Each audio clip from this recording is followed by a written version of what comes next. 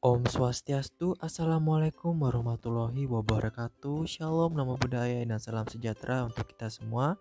Saya Bilwataka Sapusanta, NIM 1947 akan menjelaskan mengenai praktikum penentuan timbal PB dalam air dan sedimen. Tujuan dari praktikum ini yaitu yang pertama mengetahui kandungan logam timbal PB dalam sampel air dan sedimen. Yang kedua, memahami prinsip kerja analisis logam timbal dalam sampel air dan sedimen dengan metode spektrofotometer serapan atom atau SSA. Yang ketiga, mengetahui kualitas air dan sedimen pada sampel dengan membandingkan kadar PB dengan batas maksimum menurut peraturan pemerintah. Latar belakang dilakukannya praktikum ini di mana saat ini aktivitas manusia seperti industri, pertanian, rumah tangga, dan lain-lain semakin maju dan berkembang. Namun dari aktivitas itu menghasilkan limbah yang dimana limbah tersebut mengandung logam berat seperti PB. Limbah tersebut kemudian masuk ke wilayah perairan seperti sungai dan laut yang merupakan sumber air dan tempat tinggal beberapa makhluk hidup.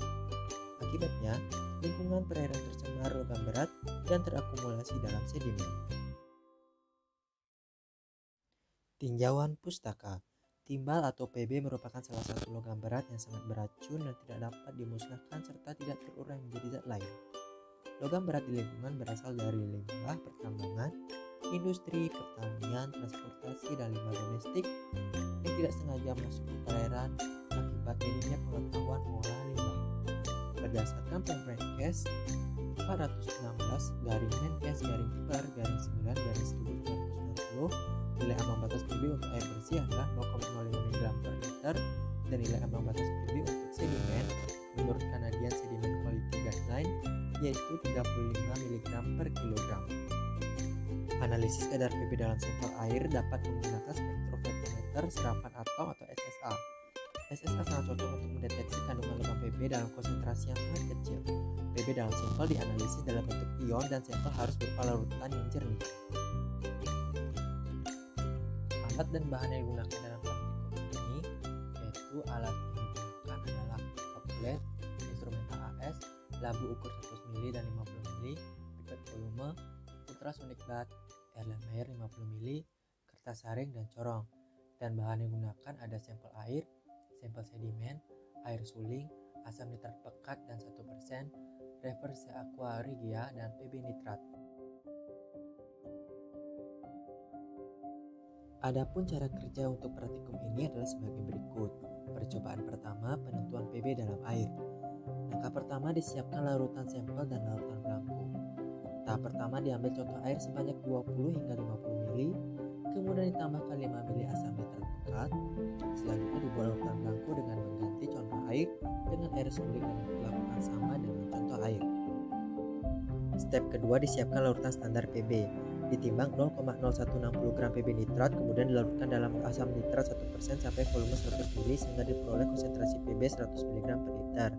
Kemudian disiapkan 3 buah labu ukur 100 ml yang diisi masing-masing labu dengan 1, 2, dan 4 ml larutan standar PB 100 mg per liter yang kemudian dihancurkan sampai tanda batas dan diperoleh konsentrasi PB 1, 2, dan 4 mg per liter.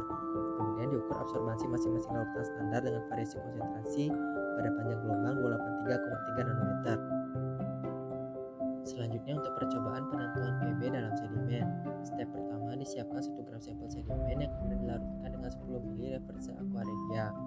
Kemudian campuran didigesti dengan ultrasonic bath pada suhu 60 derajat Celcius selama 40 menit. Kemudian dipanaskan dengan hot plate pada suhu 140 derajat Celcius selama 45 menit.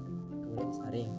Filter nirkola telah dihancurkan dengan air suling sehingga 50 ml dan sampel diukur absorbansinya menggunakan spektrofotometer serapan atom. Dan berikut adalah data hasil percobaan yang telah dilakukan. Data absorbansi larutan standar kemudian diplotkan untuk memperoleh persamaan regresi linier yang akan digunakan untuk menentukan kadar PB dalam sampel air dan sedimen, di mana nilai absorbansi sama dengan nilai Y sehingga diperoleh kadar PB pada sampel air dan sedimen sebagai berikut. Untuk sedimen dicari kadar PB dalam satuan miligram per kilogram dengan rumus konsentrasi pada satuan miligram per liter dikali dengan volume sampel kemudian dibagi dengan massa sampel sehingga diperoleh kadar PB dalam sedimen dengan satuan miligram per kilogram sebagai berikut.